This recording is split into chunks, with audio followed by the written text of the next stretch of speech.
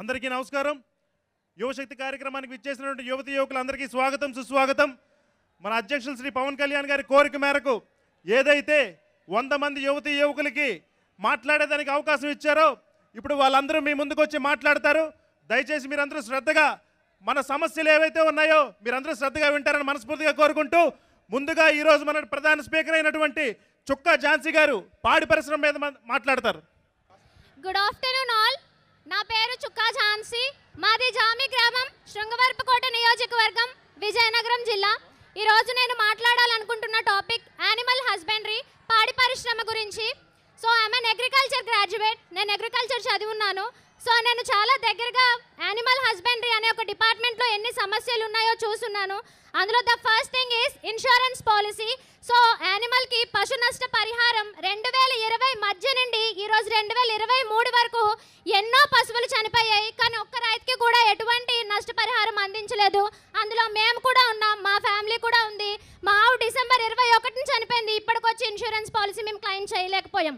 So మా పరిస్థితి, ఒక మిడిల్ క్లాస్ వాళ్ళ పరిస్థితి ఎలా ఉంటే ఆవులనే నమ్ముకొని, కేవలం క్యాటిల్ ఓన్లీ పశువులనే నమ్ముకొని బ్రతికే వాళ్ళ పరిస్థితి ఏ విధంగా ఉంటుందో మనందరం ఊహించుకోవచ్చు.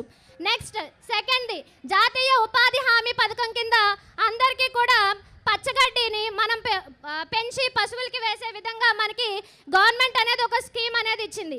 ఇప్పటికీ అప్లై చేసి 2-3 సంవత్సరాలు అవుతున్నా కూడా ఎవరికి అటువంటి పథకం అనేది శాంక్షన్ అవ్వలేదు. దానికి సంబంధించి ఎటువంటి డబ్బులు కూడా ఏ రైతుకి కూడా మన గవర్నమెంట్ అందించలేకపోయింది.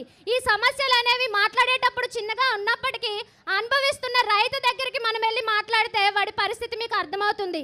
సో ఈ 2 టాపిక్లే కాదు, మొన్న కడపలో సో ఏదైతే మనకి ఒక ఇంపార్టెంట్ కాన్స్టిట్యున్సీ ఉందో కడపలో సెప్టెంబర్లో 2021లో ఇంప్రాపర్ సర్టిఫికేషన్. సో మనకి ఏదైతే సెమెన్ కలెక్షన్ చేస్తున్నారో బుల్స్కి సంబంధించిన సెమెన్ కలెక్షన్లో ఇంప్రాపర్ సర్టిఫికేషన్ వల్ల అన్ని బుల్స్ని, మంచి ఇండిజినియస్ అండ్ హైబ్రిడ్ బుల్స్ని కూడా స్లాటర్ హౌసెస్కి పంపించారు. వాటికి డిసీజెస్ ఉన్నాయని చెప్పి అదే శాంపిల్స్ విజయవాడలో పంపించిన తర్వాత అన్ని పాజిటివ్ వస్తే బెంగళూరులో పంపించిన తర్వాత నెగిటివ్ వచ్చింది.